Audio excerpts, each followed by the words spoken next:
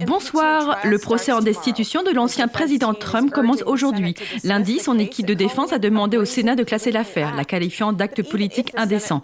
Mais même si le Sénat vote le rejet de l'affaire, il est peu probable que le rejet soit couronné de succès, le Sénat étant partagé à égalité. Mélina nous explique ce qu'on peut attendre du déroulement du procès.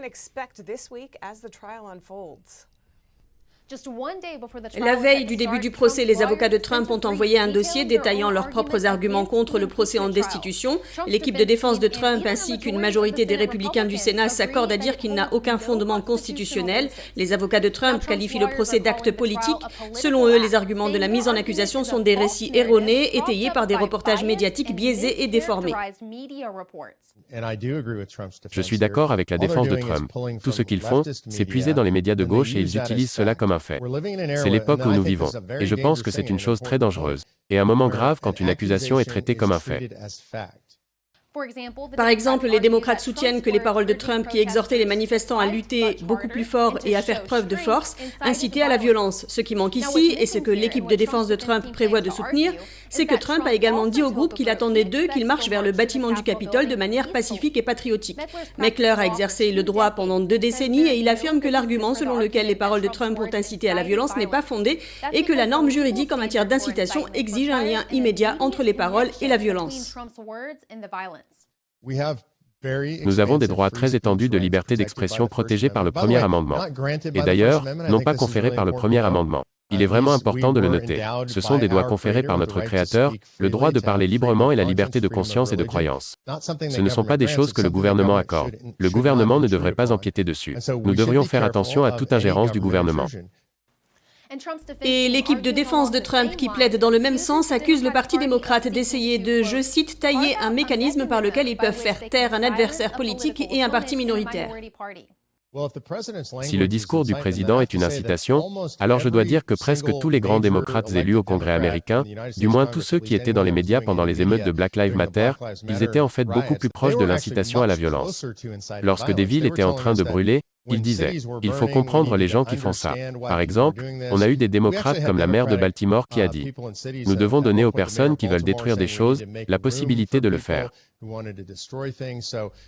Un autre argument de la défense de Trump est que le FBI a confirmé que la violence avait été planifiée plusieurs jours à l'avance. Voilà donc quelques sujets qui seront abordés tout au long de ce procès. Il commencera demain avec environ 4 heures de débat, puis le Sénat se prononcera sur sa constitutionnalité. Et les plaidoiries d'ouverture devraient commencer mercredi à midi. Et les responsables de la mise en accusation de la Chambre et l'équipe juridique de Trump disposeront de 16 heures pour présenter leurs arguments. Voilà ce qui est attendu cette semaine. Un récent sondage nous éclaire sur le sens de l'appellation Trump aujourd'hui chez les républicains.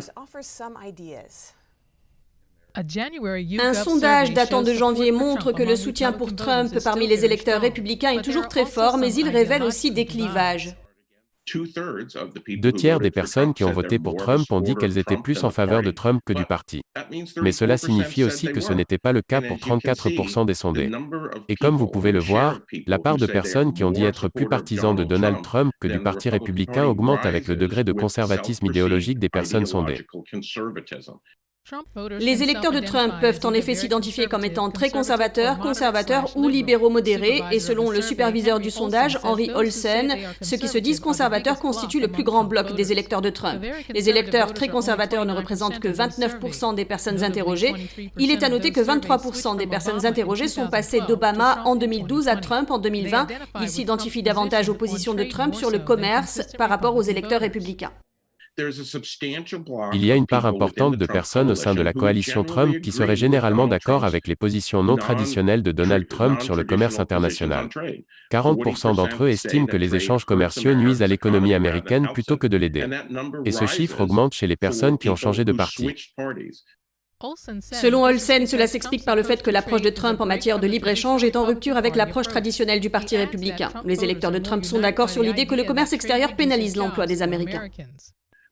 La majorité de toutes les catégories sociales parmi les électeurs de Trump pensent que le commerce réduit les emplois pour les Américains. Il s'agit des plus défavorisés, de la classe ouvrière, de la classe moyenne et de la classe moyenne supérieure qui se décrit elle-même comme telle. Ils pensent tous que le libre-échange réduit l'emploi. Et c'est un sentiment dominant chez les électeurs que les dirigeants républicains ne peuvent ignorer sans prendre de risques. Lorsqu'il s'agit de questions sociales telles que l'avortement et le mariage homosexuel, les électeurs de Trump sont divisés selon leurs convictions idéologiques. En revanche, les questions qui unissent le plus les électeurs de Trump sont le patriotisme et l'idée de la grandeur américaine. Pour 89% des électeurs de Trump, le christianisme est aujourd'hui menacé aux États-Unis. L'Amérique est le plus grand pays du monde, ou un grand pays parmi tant d'autres. Dans les sondages, les démocrates sont beaucoup plus enclins à dire que c'est un pays parmi beaucoup d'autres. Mais 89% des électeurs de Trump disent que c'est le plus grand pays. La crainte de perdre l'Amérique est également une question qui les unit. 90% des sondés pensent que les Américains perdent confiance dans les idées qui font la grandeur de notre pays. Et notez que sur ce point, il n'y a pas de différence entre ceux qui ont changé de parti et ceux qui étaient déjà républicains. Olson affirme qu'en allant plus loin, l'enquête montre que le Parti républicain peut unir les électeurs de Trump en se concentrant sur les sentiments généraux sur le pays, plutôt que sur des politiques spécifiques sur l'économie. Elle montre également qu'une partie importante des électeurs de Trump se déclare mécontente du Parti républicain. 3 importantes arrestations pour trafic d'êtres humains et exploitation d'enfants ont été menées au cours des 10 derniers jours. Le fondateur d'une association qui lutte contre le trafic sexuel des enfants affirme que c'est le résultat direct des politiques de l'administration Trump dans ce domaine. Les forces de l'ordre mènent des opérations, procèdent à des arrestations et viennent au secours des victimes du trafic d'êtres humains à travers les États-Unis. 6 adultes et 2 enfants ont été sauvés lors d'une opération de lutte contre le trafic d'êtres humains dans le Missouri vendredi. Cette opération fait suite à 64 autres arrestations et au sauvetage de 2 femmes au cours d'une opération de lutte contre le trafic sexuel en Californie. Et en Floride, 2 agents du FBI ont été tués et 3 autres blessés alors qu'ils menaient une perquisition dans une affaire impliquant l'exploitation d'enfants. Selon l'expert Jaco Boyens, de telles opérations nécessitent la collaboration de plusieurs services de police, d'organisations à but non lucratif et d'organisations non gouvernementales. C'est une grande mise en orchestration pour exécuter un coup de filet comme ce que nous venons de voir en Californie. Et cela prend des mois et des mois de planification et de financement. Boyens est le fondateur d'une association qui lutte contre le trafic sexuel des enfants. Il a aussi réalisé le film 8 Days qui traite du sujet. Il affirme que les politiques et les financements de l'administration Trump pour lutter contre le trafic sexuel ont un impact incroyable. Nous avons assisté à une augmentation considérable des arrestations et des sauvetages. Des arrestations des auteurs et des sauvetages des victimes, sous l'administration Trump. Sans aucun doute dans les cas que vous voyez maintenant comme en Californie. Et vous en verrez d'autres aboutir. Ils sont le fruit d'un travail de 9 à 10 mois. Selon lui, le financement de l'administration Trump pour la formation des forces de l'ordre et la création d'un bureau dédié à la lutte contre le trafic d'êtres humains, le premier du genre, y sont pour beaucoup.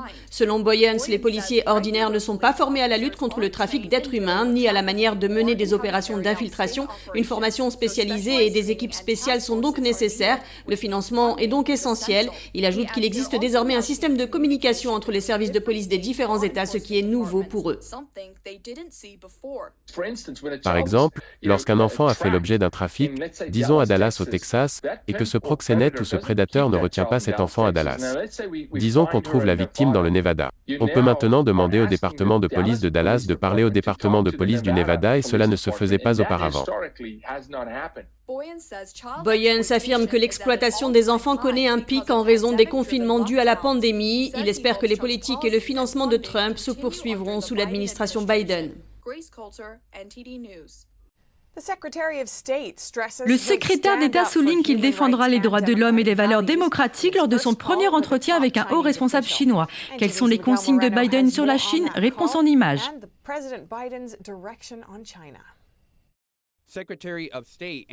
Le secrétaire d'État Anthony Blinken a donné le ton lors de son premier entretien avec un officiel chinois, Yang Jiechi. Selon le département d'État, Blinken a affirmé à Jiechi qu'ils défendront les intérêts nationaux américains, qu'ils se battront contre les abus des droits de l'homme de la Chine et qu'ils tiendront le régime responsable pour les abus de ce qu'il a appelé le système international. Jiechi avait averti l'administration du président Biden de ne pas dépasser la ligne rouge quelques jours auparavant. Mais certains membres du cabinet de Biden semblent moins soucieux du programme socialiste subversif et des conquêtes industrielles du régime. Prenons la gouverneure Gina Raimondo, candidate pour la direction du département du commerce. Elle a refusé de s'engager à maintenir Huawei sur la liste noire des compagnies chinoises pour qui il est interdit d'acheter de la technologie américaine. Vous engagez-vous à maintenir Huawei sur la liste noire? Je vais m'engager une fois que je serai confirmée au poste. Je reverrai notre politique, je vous consulterai, je consulterai l'industrie, je consulterai nos alliés et je ferai l'évaluation de ce qui est le mieux pour la sécurité et l'économie américaine. Huawei est une compagnie proche du régime chinois qui a été mise sur la liste noire car elle posait un risque pour la sécurité nationale. Des rapports accusent le régime communiste chinois d'utiliser les technologies de télécommunication de Huawei pour surveiller les citoyens chinois et persécuter les Ouïghours dans le Xinjiang, une région transformée en État policier.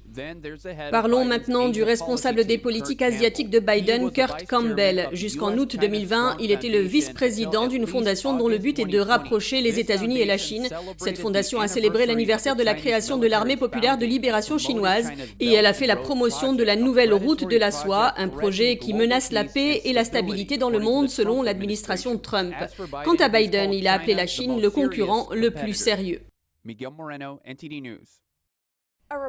Un journaliste demande à la Maison-Blanche si le fils du président conserve toujours des participations dans une entreprise chinoise. Voici la réponse de la porte-parole.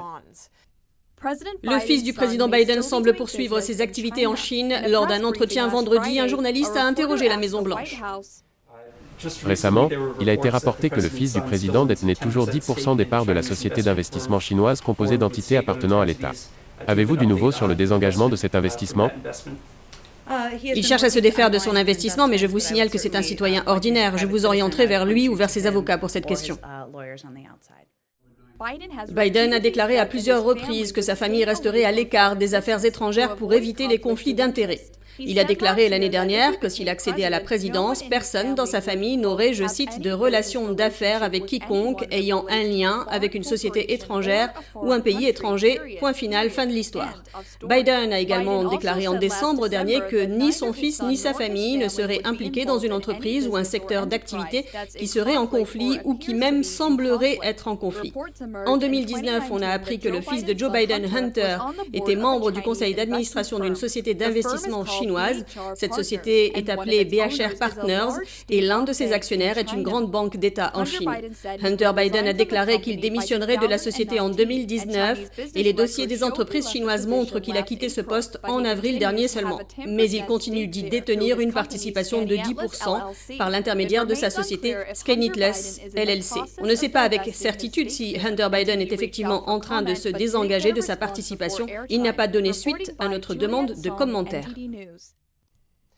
Et si l'ancien président Trump lançait son propre réseau social, est-ce que vous le rejoindriez ? Un de ses conseillers affirme que l'idée fait son chemin. Trump va-t-il créer son propre réseau social? Son conseiller en chef, Jason Miller, en a parlé avec le journal Breitbart. Toutes les options sont sur la table. Miller a affirmé qu'entre rejoindre une plateforme existante ou créer la sienne, il y a plusieurs options. Donc restez à l'affût car, comme vous le savez, il va revenir sur les réseaux sociaux. De nombreuses plateformes ont suspendu ou banni ses comptes suite aux violences du Capitole. Et la semaine dernière, il y a eu un déluge de nouvelles selon lesquelles Trump aurait rejoint Gab, après que ce message ait été posté en utilisant l'ancien pseudonyme de Trump sur Twitter. Le président de Gab, Andrew Torba, a démenti en affirmant que Trump n'avait pas ouvert de compte sur son site. Torba a déclaré « Des dizaines de journaux dans le monde répètent tous le même mensonge sans contrôler l'information ». Le conseiller de Trump a posté l'un des articles en affirmant que le compte était faux. Gab a répondu que ce n'est pas un faux compte, mais une copie des tweets de Donald Trump qu'il gère depuis des années. Le président de Gab a affirmé avoir créé ce compte en 2016 car il pensait que Trump finirait par être banni. Les compagnies de réseaux sociaux ont justifié leur censure comme un effort contre la violence en affirmant que Trump aurait violé leurs conditions d'utilisation.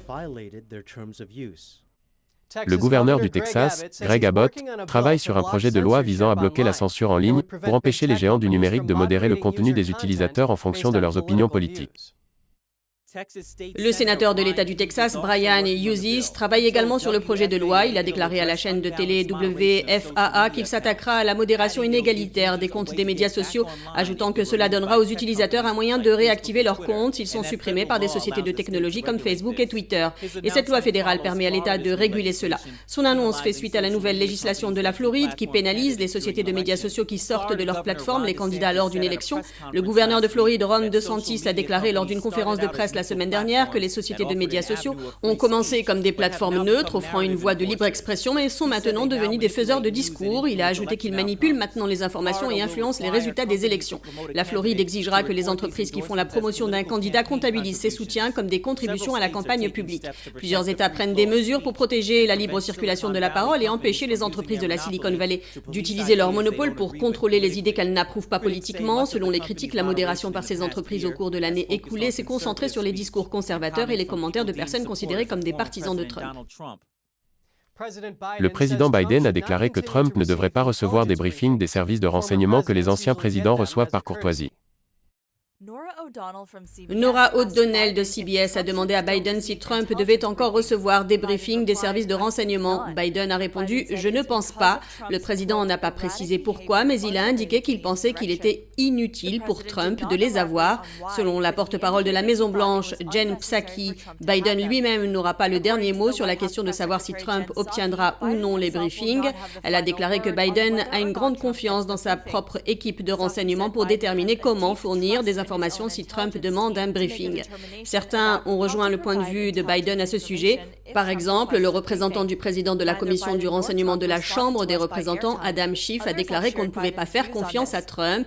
Même Suzanne Gordon, l'ancienne directrice adjointe principale du renseignement national de Trump, pense que Trump ne devrait pas y avoir accès, selon elle, parce que Trump a l'intention de rester en politique. Gordon a affirmé sans citer de preuves qu'il n'est pas clair si Trump comprend que les adversaires utiliseront n'importe quel moyen pour faire avancer leurs intérêts aux dépens des États-Unis. En outre, le chef de cabinet de la Maison-Blanche, Ron Klein, a déclaré précédemment que l'équipe Biden consulterait des professionnels du renseignement avant de prendre une décision. Il se pourrait qu'il ne reste plus qu'un pas à franchir pour que le yuan devienne une monnaie internationale. La Chine s'associe au plus grand système de messagerie interbancaire. Et cela pourrait signifier qu'elle se prépare à mondialiser sa propre monnaie numérique. Le plus grand système de messagerie de paiement électronique du monde fait équipe avec la Banque centrale du régime chinois. Il crée une entreprise commune et cette initiative fait craindre que la Chine ne l'utilise pour mondialiser sa monnaie numérique et pour défier le dollar. La société For Worldwide Interbank Financial Telecommunication, ou SWIFT, est un système qui relie plus de 10 000 banques et entreprises à travers le monde. Le réseau, dont le siège est en Belgique, permet aux banques d'envoyer et de recevoir des informations sur les transactions financières. Les États-Unis avaient auparavant imposé des sanctions par le biais de SWIFT, l'obligeant à couper les liens avec certaines banques d'Iran et de Corée du Nord. Depuis que Pékin a commencé à sévir contre la liberté de Hong Kong avec la nouvelle loi sur la sécurité nationale, on craignait que l'ancienne administration Trump ne coupe la Chine ou Hong Kong du système en guise de punition. Ce serait une question nucléaire. Pour éviter le risque, Pékin a essayé de réduire sa dépendance au système dominé par le dollar et de commencer son propre jeu. Et une grande partie de ce travail consiste à développer sa monnaie numérique. La nouvelle entité que Pékin vient de créer avec SWIFT a été enregistrée le mois dernier. Sa mission spécifique n'est pas claire, mais les personnes qui travaillent sur la monnaie numérique de la Chine seront impliquées. SWIFT est le plus grand actionnaire avec 55% des parts. La Chine a déjà mis en place des programmes pilotes pour sa monnaie numérique dans plusieurs villes. Selon les analystes, si la Chine peut être la première à développer un système monétaire numérique mature, elle peut l'étendre aux paiements transfrontaliers et donc faire de son yuan une monnaie internationale. Depuis le 1er février, la chaîne NTD TV vous propose chaque jour 1 heure de programme en français, accessible gratuitement sur les canaux suivants: Orange canal 548, Free 799, SFR 921 et Bouygues 802. La première diffusion est programmée à 20h avec une rediffusion le lendemain à 13h. Vous pouvez aussi retrouver toutes nos vidéos en vous rendant directement sur notre site internet ntdtv.fr.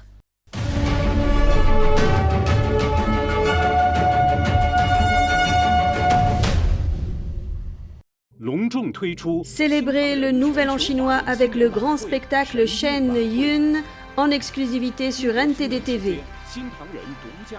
Le 11 février à 20h et 23h et le 12 février à 9h et 13h. Rendez-vous sur le canal NTD TV de votre opérateur.